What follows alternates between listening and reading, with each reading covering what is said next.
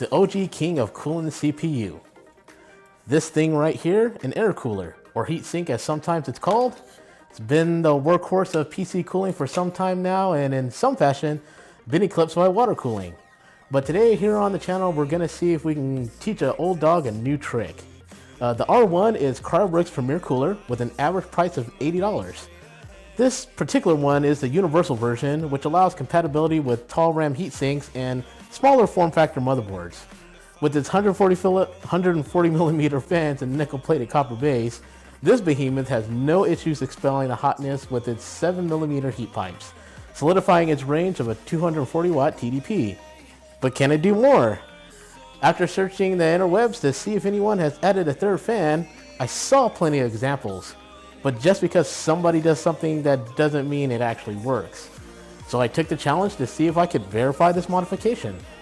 I ordered another XT140 slim fan to go on the rear of the second tower. Installation was pretty straightforward and a little adjustments need to be made, but it went in pretty good. Also, I had to purchase a 3-way PWM fan connector to get this setup to work, but that was like $3 on Amazon, so no sweat. I did a quick test to make sure it worked, and blammo, the trifecta of fan awesomeness was truly a sight to behold. I took the liberty of running an OCCT benchmark, thanks for Jay's 2 cents for letting me know about that program, of my gaming setup that the cooler came out of. It's an Intel 8700K and an Asus Maxima Formula 10 motherboard. We ran small data sets with a test time of 5 minutes to pump some heat into the CPU. And it did pretty well, peaking only high as 82C with a clock about 4400 megahertz.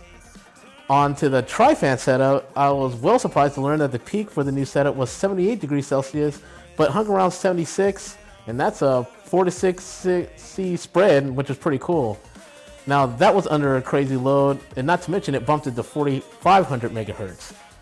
Now the average temperature at idle was 39 to 43, and this was on the stock clock and boost settings with the 2 fan setup. But on the 3 fan setup, I was looking at around 32 to 34 on average, sometimes dipping to 29C on occasion. And that's a nice C spread, so.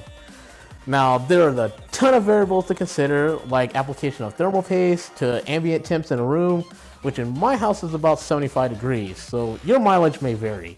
It's not a perfect test by any means, but it seems for an extra $16 and another fan with a combined cost of around $105, give or take, you can be in AIO territory without the dread of pump failure and a more redundant system in place. Another particular issue I had with the motherboard cooler combo was I had to offset the fans a little bit because the new fan was contacting the rear IO panel. So I had to adjust them, about a half an inch to an inch up, and then I made them all level so they were all symmetrical with one another. You might not have to do that with your particular motherboard. It might just go in fine without having any clearance issues. But just to let you know that if you do try this, that might become a problem with you having a third fan, that you might have to move it out the way or adjust it so it doesn't contact anything else in your case. If you guys like what we did here today, go ahead and hit that thumbs up. If you didn't like the video, go ahead and hit that thumbs down. If you like the content here on the channel, hit that subscribe button. And always, guys, be heavy, be awesome, and we'll see you later.